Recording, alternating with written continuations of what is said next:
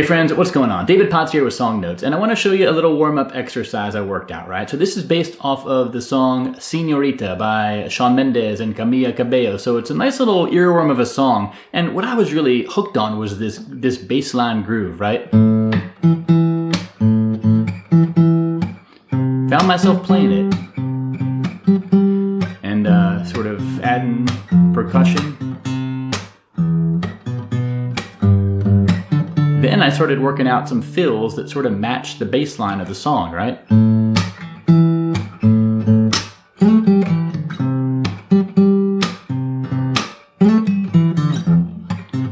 And on it goes, and I even got to the point where I could add the full chords.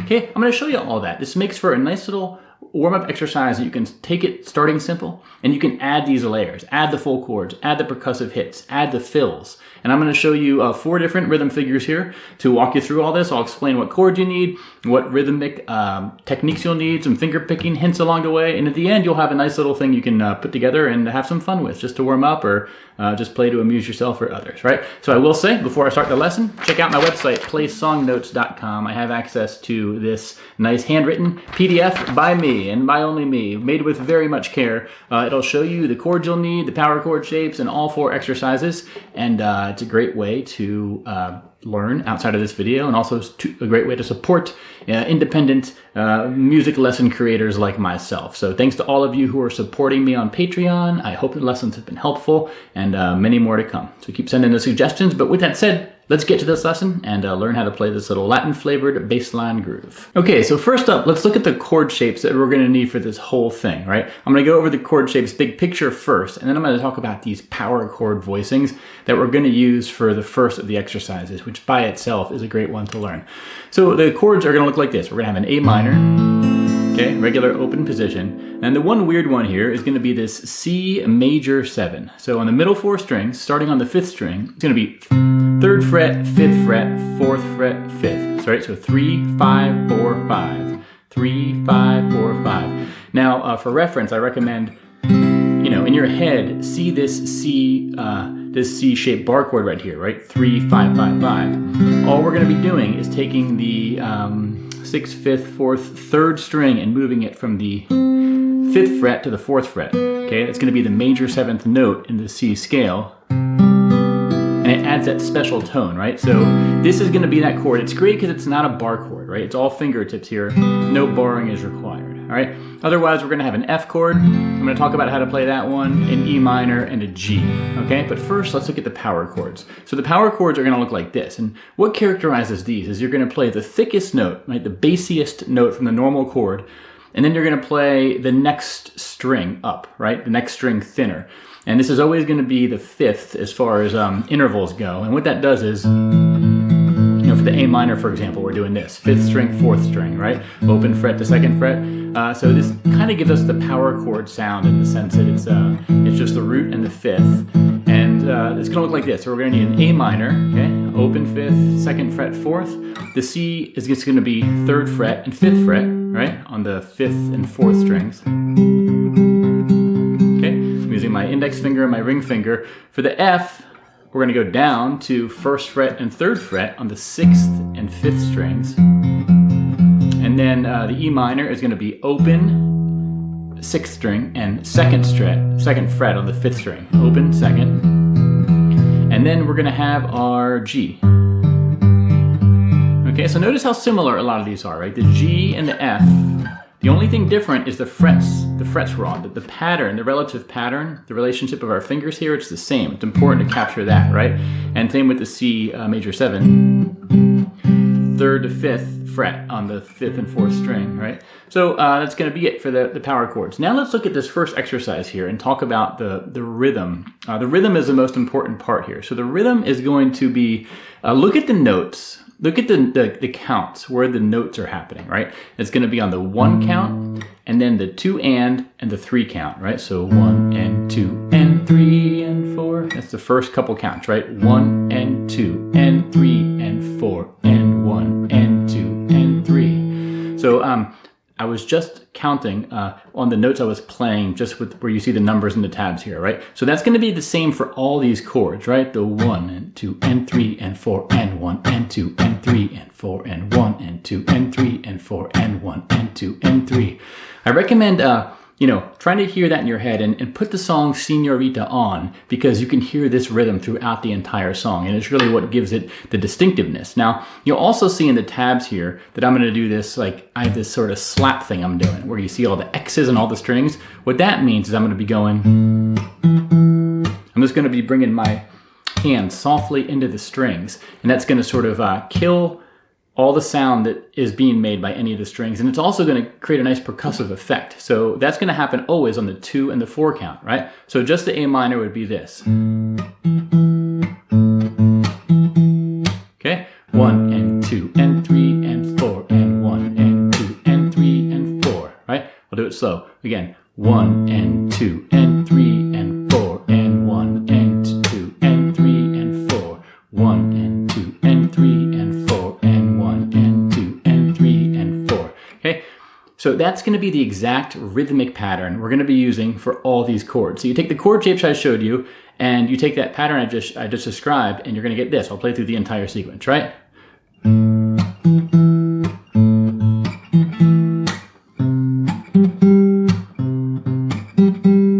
F and E minor to the G, and do it again. A minor and the C and the F and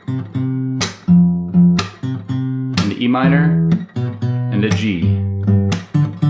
Okay, so that alone is a great little exercise you can just pick up and get going with. You kind of, once you start to feel the groove and you have it memorized, you're not having to read off the paper anymore. It just frees you up a lot. It's a really nice groove to just sort of play when you're just walking around, if you have a guitar strap on, or you just want to kind of lose yourself in thought. So that's a good one to start with, okay? So the next thing I want to talk about, the next exercise, is bringing in the chord shapes, but keeping the groove, right? So what we're going to do here is, instead of the chop happening on the 1, 2, and 3, and 4, and 1, and 2, and 3, and 4, on the 2 count, and on the 3 end count, we're actually going to play notes from the rest of each chord. So it's going to sound like this in full.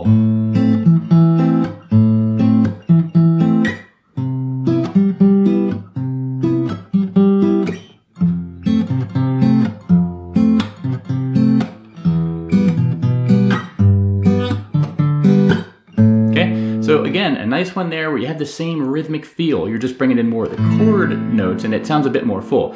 So let's talk about how to do this. Basically, you know, we're always going to be playing the thinner notes from the chords. Are always going to be 2 notes, right? And it's usually going to be on the B string and the G string. In fact, it always is going to be on the B string and G string when we play these notes, right? Those higher and register notes are always happening on the B string and the G string, with our index and middle fingers up here. And our thumb is doing the root to the 5th, root to the 5th, right? So again, those first 2 chords would be the C major 7. Okay, the nice part about that is my right hand is doing the exact same thing. It's always on the first 2 chords, at least. It's starting on the 5th note for the root, right? The root of that chord, of the A minor and the C sharp. The C major 7 is on the 5th string, and then we're index finger and middle finger on the B string and G string, okay? Now I'll say, to play the F here, what I'm doing is sort of wrapping my thumb around. Okay, I have a separate video on this, but it's a great little trick here because you're not having to bar. You could bar if you wanted, but I just find it a lot easier to switch to this. So that's what I'm doing, basically. It's 1st fret, 3rd fret, 3rd fret, 2nd fret, 1st fret. I'm not playing the thinnest string, right? It's a lot harder if you want to do that. But basically, that's what we're going to do, and I'll play the whole thing through slow, okay? 1 and 2 and 3 and chop, 1 and 2. Can't count. F, E minor.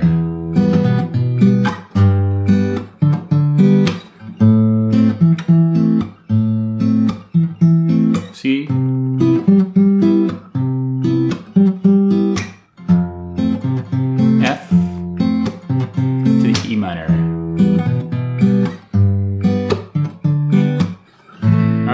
that's the little trick there. So now we have a nice, again, the rhythm is staying the same. We're adding a bit more chord shapes here. Next, let's talk about some fills we can add to really spice this up, okay? So the first of these is gonna go back to the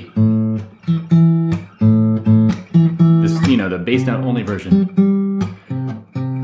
But what we're gonna do is add these fills, and these fills are gonna happen on the 3 and 4 end counts, just before each new chord, right? So right before a chord's about to end, we're gonna go to the fill and then go to the new chord, right? So you see the little markup here in blue. So for the A minor fill and the C major 7 fill, it's always gonna happen on these 4 notes, 7 to 5th to 7 to 5th frets on the 4th and 5th string, right? And this is with my left ring and left middle index finger. And the trick here is this is the note you're always gonna start on, the 7th fret of the 4th string. You wanna I don't know, I just think of the muscle memory of my ring finger hitting this note, sort of memorize that feel, and then you're gonna transition using those notes. So here's what it's gonna look like. The first fill is gonna be this.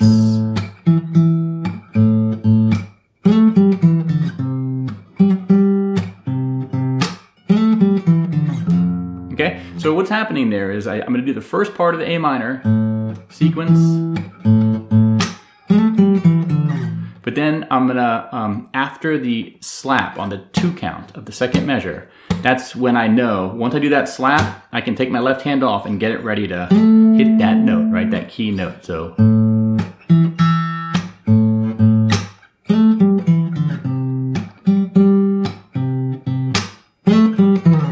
Okay, now for the 2nd fill, it's gonna be 7, 5, 7, and I'm not gonna go down to this 5th fret. I'm gonna go 7, 5, 7, and I'm gonna slide it all the way down the neck, right? And the reason why is the next chord you're gonna play is this F. Okay, so the idea is to go from the C to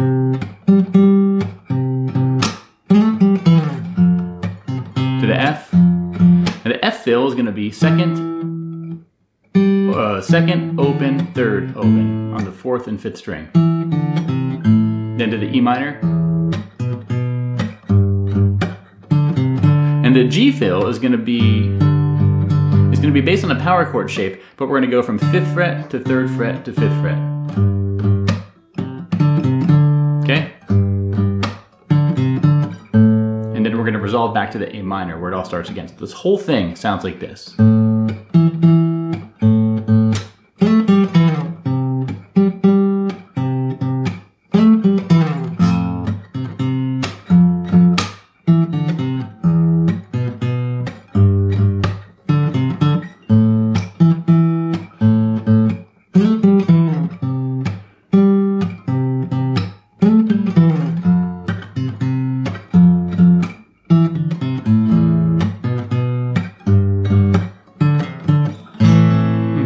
So that's the next little thing you can work out if you want. And then the final one is going to be this one. It's going to be the chords we did before.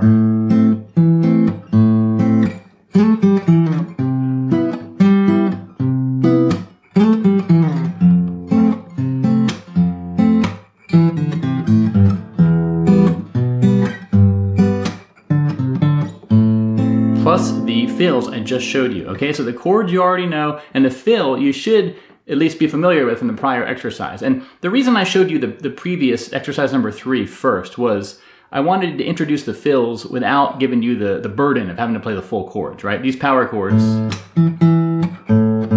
I find a lot easier to play than doing the full chords, right? So once you have full chords comfortable, and you have the fills comfortable, then you combine them for this last riff. So it's everything I just showed you again. I would take it slow, and in your head, if you're following the tabs here, know when the fills are coming and just sort of train your hand to know, okay, this is when I leave the chord shape and I go into fill mode, and then I have to go back to chord shape, right? So you want to take it real slow.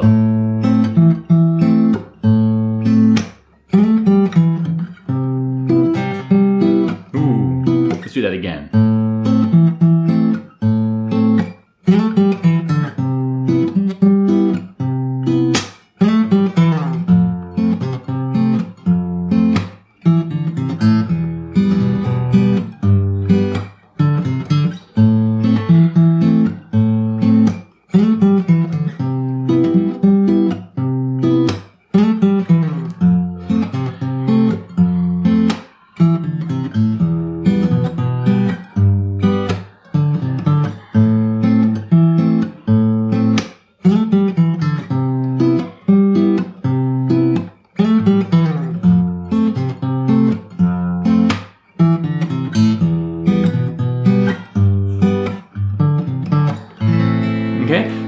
you have it. So nice little warm-up exercise for you, right? It has that Latin sort of bass line feel. You can take it really simple if you want.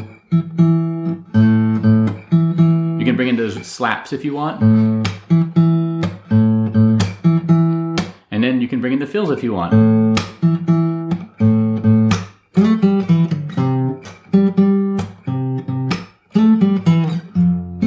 Bring in the chords if you want.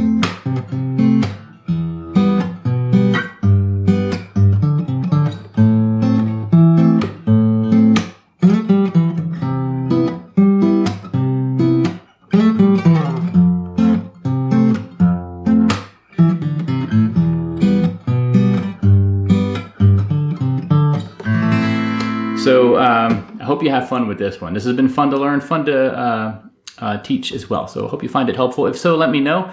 And let me know any feedback or questions or suggestions you have, requests, criticism, anything you want to know. Let me know, and I'll see it. But I hope you like this lesson. Again, check out the website, playsongnotes.com. You get access to chord sheets just like this one, handwritten with care by me, and you won't find anything else like it out there. So hope this has been helpful for you. Thanks, my friends. Thanks to all of you who are supporting me on Patreon and through the tip jar. Really appreciate it. But I'll leave you with this one. Have a great day or night wherever you are, and take care. Bye-bye.